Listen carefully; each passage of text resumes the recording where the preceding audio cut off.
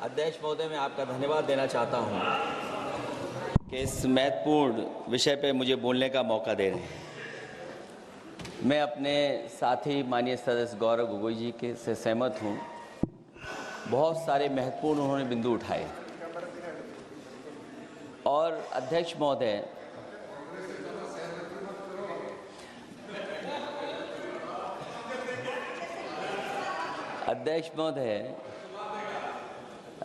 मुझसे ज़्यादा मेरे रिश्ते शायद हमारे विपक्ष के लोग ज़्यादा जान रहे हैं और जितना विपक्ष के लोग नज़र रखेंगे मैं समझता हूँ उतना रिश्ते और मजबूत हो जाएंगे। अध्यक्ष महोदय, मैं आंदोलन को बहुत दूर से देख रहा था और उस आंदोलन में जो जीत के बाद नारा लगा, एक नारा लगा अध्यक्ष महोदय, सरकार के खिलाफ नारा लगा कि सरकार को ये अहंकार था कि सरकार झुकती नहीं है, लेकिन उन्हीं नई पीढ़ी के लोगों ने ये वो नारा दिया कि झुकाने वाला चाहिए, सरकार भी झुकती है और सरकारों को झुकाना भी नौजवानों को आता है। सरकार झुकी और स्वीकार किया उन्होंने। जो करोड़ों नौजवान जो मांग कर रहे थे कि सबसे पहले जो मंत्री जी हैं वो इस्तीफा दें, और बिंदु दूसरे अलग हैं जो हम लोगों को जानकारी में मिल रहा है। अध्यक्ष महोदय, सरकार हर विषय पर स्वीकार किया है, लेकिन पता नहीं अध्यक्ष महोदय ये बात समझ में नहीं आ रही है कि सदन में उन आश्वासनों को क्यों नहीं रख रही है सरकार जो सहमति बनी है। और उसके बाद अध्यक्ष महोदय, हम लोगों ने देखा कि जब मंत्री जी लौटे हैं, मंत्री नहीं रहे, उसके बाद सदन के बाहर उनका स्वागत किया गया। अध्यक्ष महोदय, जो स्वागत हुआ उसके लिए हमें कोई शिकायत नहीं है, लेकिन माननीय सदस्यों को कितनी बड़ी राहत मिली होगी, कितने बड़े संकट से बचाया उन्होंने। एक प्रधान जी को हटा करके प्रधानमंत्री बचा लिया आपने। और ऐसा अध्यक्ष महोदय आंदोलन किसी ने नहीं देखा जिस आंदोलन में नई पीढ़ी के लोग, कम उम्र के लोग निकल करके आ गए और जो नारे दिए गए। ये सरकार पिछले कई वर्षों से नकारात्मक प्रचार पर टिकी हुई थी, नकारात्मक राजनीति करती थी और न जाने कितने हजार करोड़ रुपए खर्च किए होंगे सरकार ने नकारात्मक राजनीति के लिए। लेकिन नई पीढ़ी को मैं बधाई देना चाहता हूं, उनके मनोबल को और उनकी एकता को, और जिस तरीके से उन्होंने प्रचार किया, अंततः सरकार को झुकना पड़ गया। भाजपा वचन नहीं देती, जुमला देती है। तो मुझे उम्मीद है कि सभी युवा नौजवानों का जो मांग की है उन्होंने, उन सभी मांगों को सरकार स्वीकार करेगी। और सरकार ये भी स्वीकार कर लिया होगा कि कोई दल मजाक में बना तो कितनी बड़ा दल बन गया। जो कोई चीज मजाक से शुरू हुई वो कितना सीरियस हो गई, और इतना सीरियस हुई कि हमारी सरकार लोकतांत्रिक हो गई कि जो उनको धरने पे बैठने दिया। सरकार लोकतांत्रिक थी कि उन्हें धरने पर बैठने दिया। हमने वो भी समय देखा है कि जहां पर धरने पर नहीं बैठने दिया, वर्षों वर्ष लोग बैठे रहे धरने पर, उनकी सुनी नहीं गई। इसी दिल्ली को घेरा था किसानों ने, और सरकार को लगा कि चुनाव आ गया तो सरकार ने तीनों काले कानून वापस ले लिए। जब सरकार घबरा जाती है, डर जाती है, तो सरकार स्वीकार कर लेती है। इसीलिए वो नारा मुझे अक्सर याद आता है कि झुकाने वाला चाहिए, सरकार भी झुकती है। जो विषय लाया गया है कि prevention of unlawful means act, सरकार को कम से कम ये बताना चाहिए था कि 2024 में जब ये लेकर के आए थे तो आज 2026 में कैसे पेपर लीक हो गया। और केवल गिनती के 1-2 पेपर लीक नहीं हुए हैं। ये ऐसा आंदोलन रहा जिसमें माँ बाप और नई पीढ़ी के लोग सब जुड़ गए। अगर हम ये माने कि 20 लाख बच्चों ने परीक्षा लिखी थी और उनके घर परिवार के सदस्यों को हम इसमें जोड़ दें, दादा दादी, माँ बाप और परिवार का कोई सदस्य, तो 5 लोग प्रभावित थे। और 5 गुणा 20, 1 करोड़ लोग नाराज हुए सरकार से। और अक्सर हम पॉलिटिकल लोग हैं, हम लोग जानते हैं जब कभी आंदोलन करते हैं तो कितनी तैयारी करानी पड़ती है, गाड़ियों का इंतजाम, खाने का इंतजाम और इंतजाम। लेकिन ये पहला आंदोलन देखा कि जिसमें माँ बाप भी जुड़ गए और कहा कि जाओ बच्चों आंदोलन करो, हम आपके साथ हैं। ये पहला आंदोलन ऐसा देखने को मिला है। और केवल दिल्ली में नहीं हुआ ये, केवल दिल्ली में नहीं हुआ ये। अगर ये बात गलत है, अगर ये बात अध्यक्ष महोदय गलत लग रही है, तो देश के होम मिनिस्टर साहब को ले आइए, वो सब एक्सप्लेन कर देंगे।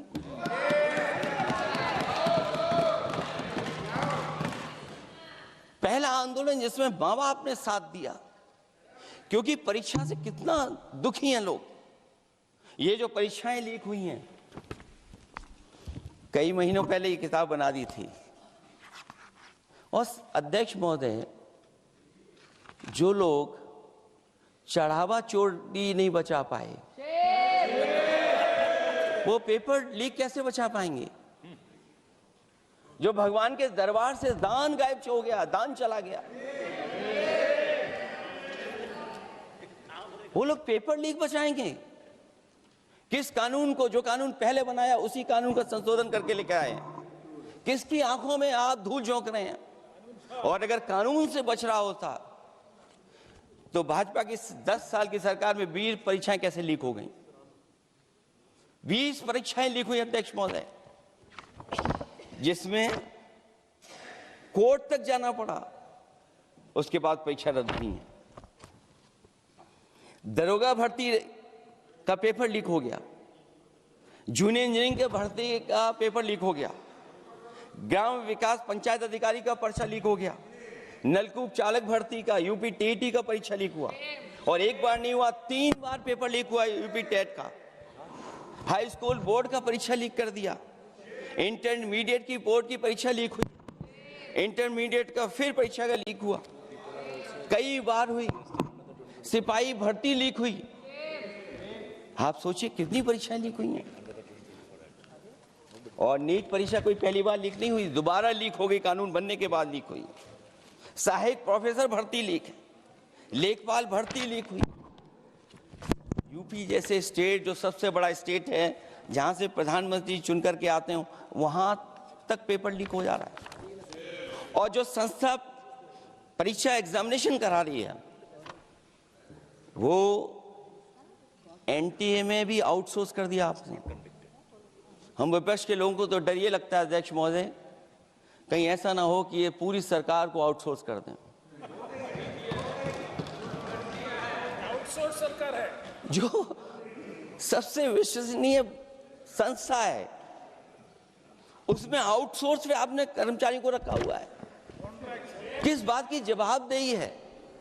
यही अकाउंटेबिलिटी है आपकी? कहीं अकाउंटेबिलिटी ये तो नहीं है, आप अकाउंटेबिलिटी को ये कहीं समझ बैठे हों कि अकाउंट को भर दे वो एबिलिटी वाला ही हमें चाहिए? कहीं वो अकाउंटेबिलिटी तो नहीं है?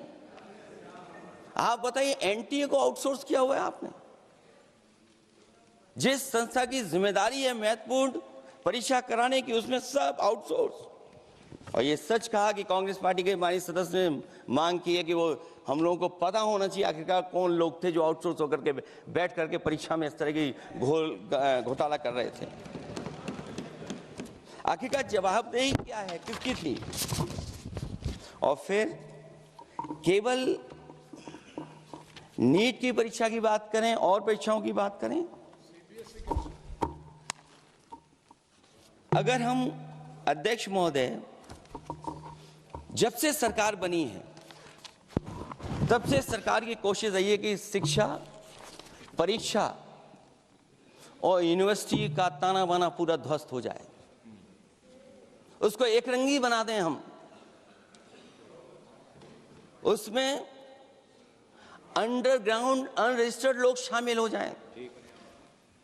ये पिछले जब से भारतीय जनता पार्टी की सरकार आई है तब से हो रहा है।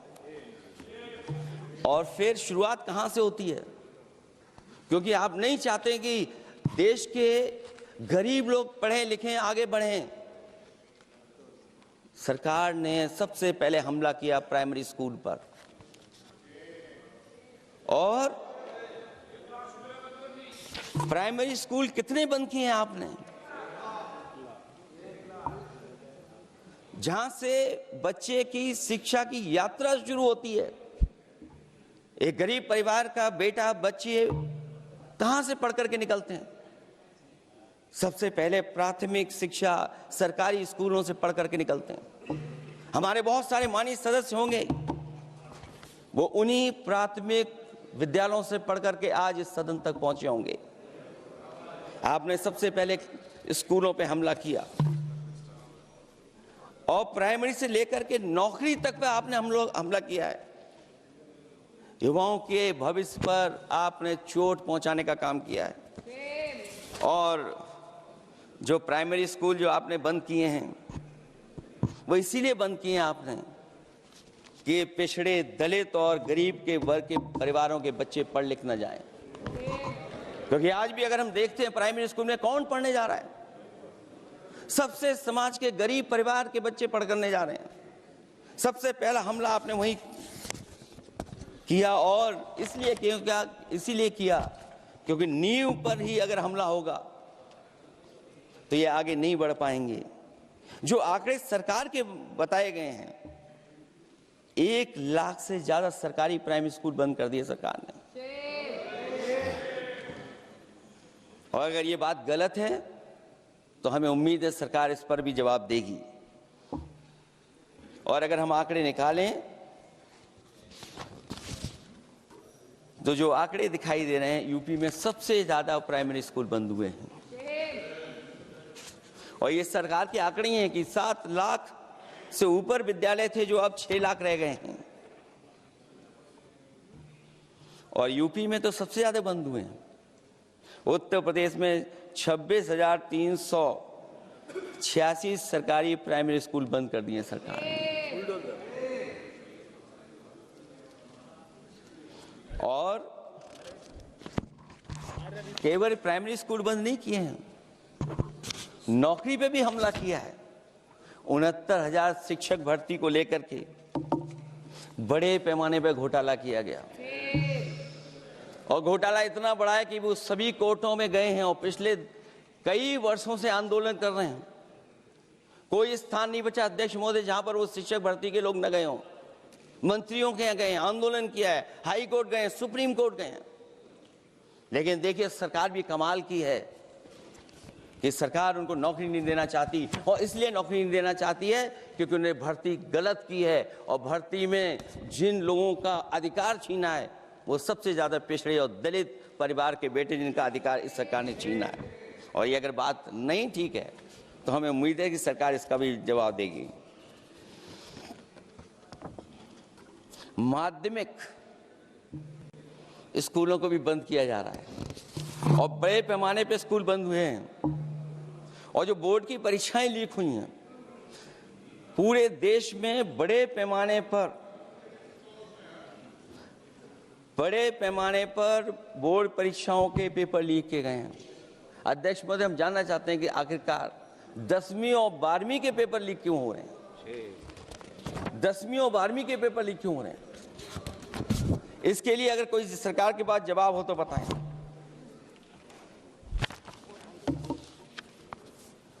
और जो बच्चियों ने जान दी है नीट की परीक्षा में, जब परीक्षा का पेपर लीक हो गया है, अध्यक्ष महोदय, मैं अपनी तरफ से, पार्टी की तरफ से और सभी की तरफ से उन्हें श्रद्धांजलि देता हूं। और हमें उम्मीद है कि सरकार उन बच्चों की मांग मानेगी जिन बच्चों ने ये शर्त रखी है कि उनके परिवार के लोगों को 1 करोड़ मुआवजा दिया जाए। जब उच्च शिक्षा में जिस तरीके से भर्ती हो रही है, अध्यक्ष महोदय, जो उच्च शिक्षा की भर्ती है उसमें जो अपॉइंटमेंट हो रहे हैं उनके बारे में तो क्या चर्चा करें कि जब संस्था पे सबसे ऊपर बैठा व्यक्ति ही अन्याय करेगा तो पूरी संस्था में अन्याय होगा।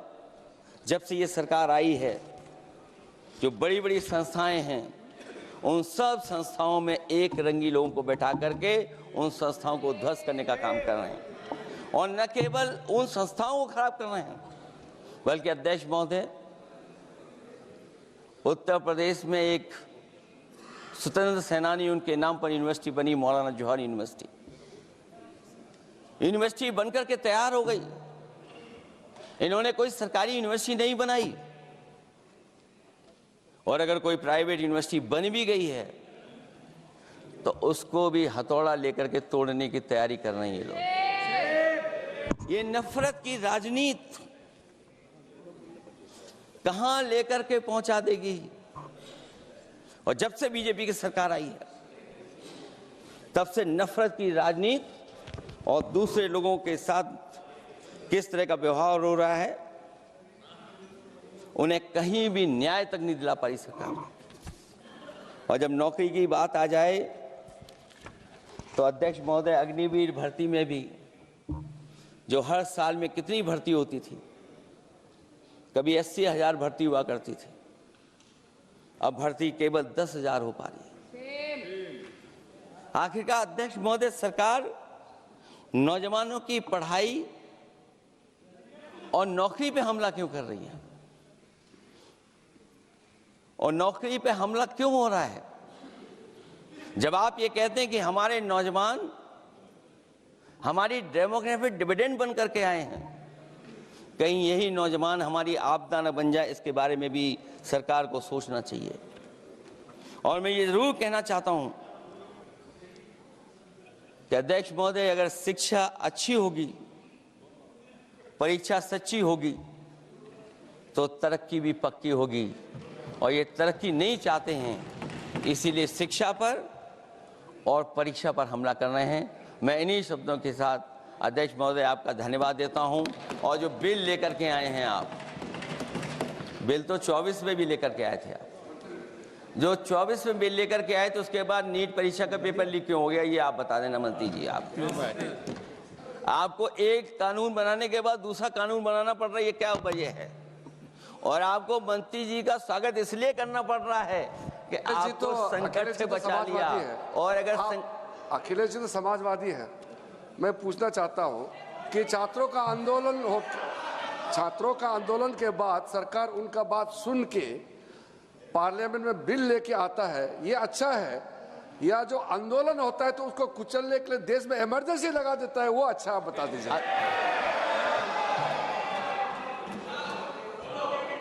अध्यक्ष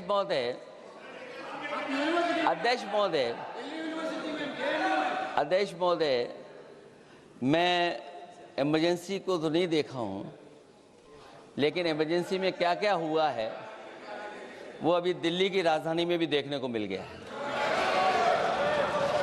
आंसू के गैस के गोले और लकड़ी में लगा हुआ कुछ कील का और कांटे की चीजें, उस समय करंट नहीं लगाया जाता था, इस बार करंट लगाया गया है।